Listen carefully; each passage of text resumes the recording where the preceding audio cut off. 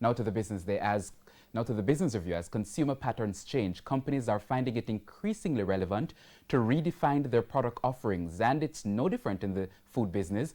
On this edition of the Business Review, TVJ's Andrew Lady looks at innovation on the ready-to-eat market. Our story is one of longevity and innovation, even as Tropical Group's business line, has moved in the last year from 2 business lines to 4. The Jamaica producer's Tropical Group, known mostly for its banana chips, now looking to branch off into other kinds of food items, with a strategic focus on ready-to-eat meals.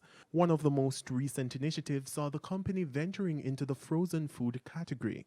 Managing Director at JP Tropical Group, David Martin, explains why. That market, frozen products, is like a $300 billion business in the near future.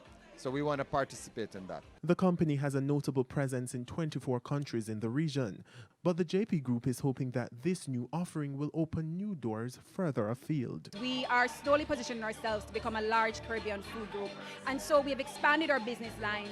Everybody knows us for snacks, for fresh fruits. They know us for, last year we actually launched our banana bread, so we've gone into the baked goods category, and tonight we have gone into frozen food. And that's not the only change in the pipeline this year. Last year we launched JP sent me a banana bread. So we have a few innovations occurring in that category, the baked snack category. So Jamaican consumers can look out for that shortly. The managing director says the new line of products appeal to a specific consumer base. Who consumes this stuff, by and large, currently is Puerto Ricans, people with Puerto Rican heritage, both in Puerto Rico and the United States. And so we've been selling to that audience for the last 2 years. And we saw, well, Jamaicans love breadfruit, so why not do the same thing in Jamaica? The real market for this, for us, from where we sit, is the Latino American community, Latin Americans. Andrew Laidley, TVJ News.